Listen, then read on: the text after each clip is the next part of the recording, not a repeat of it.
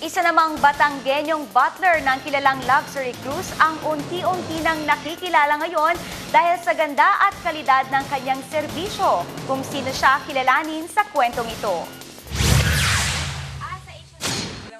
International singer Rod Stewart, Lenny Kravitz at James Taylor, Hollywood actress Uma Thurman, CEO ng Abercrombie & Fitch at CNN correspondent Brett Sadler. Ilan lang sila sa mga paulit-ulit na naghahanap ng serbisyo ng Filipino butler na si Oscar Mendoza. Si Oscar ang kauna-unahang Filipino butler at isa sa mga pinakakilalang crew ng prestiyosong Queen Mary II Luxury Cruise na sinasakyan ng mga impluwensyal na tao sa buong mundo, gaya ni Princess Diana at mga Hollywood personalities. Tubong Batangas si Oscar. 1980s nang makipagsapalaran siya sa barkong Queen Elizabeth bilang kennelman na nag-aalaga sa mga hayop sa barko. Sunod naman siyang naging bed steward at pagkatapos ng 17 taon, na-promote siya bilang butler ng Queen Mary II na nag-aasikaso sa mga pinakaimportanteng pasahero ng barko. No, nakita nila ang performance ko, ang ganda-ganda, lahat ng guests. Pagdating ng guest, demanding guest kahit sino, ako ang pinahandle ng guest ko. Nagiging malambot sila.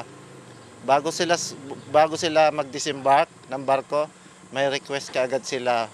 Pwedeng si Oscar ulit maging butler namin pagbalik. Anak ng magsasaka si Oscar, pero di raw naging hadlang ang kahirapan para mangarap. Baon ng sipag, determinasyon at lakas ng loob. Buong puso niyang pinagsisilbihan ng pasahero nang maingiti sa mga labi. Kaya naman di katakatakang hinahanap-hanap nila ang serbisyo ni Oscar. Tanda lang ang tadtad na mga papuri sa kanya ng mga pasahero sa mga comment cards. Dahil sa ganda ng serbisyong ipinakita ni Oscar, unti-unting naging paboritong crew ng barko ang mga Pilipino. Siguro isa rin sa factor yun. Yung Pinoy, tapos yung nandyan ang pagod na pagod ka, nakangiti ka pa rin. Yun ang gustong-gusto nila. Yung utusan ka, ang bilis mo, balik ka kaagad. May naging butler din kami, bumabalik after 2 hours na eh. Ba't ikaw, in 10 minutes, andito ka na kaagad?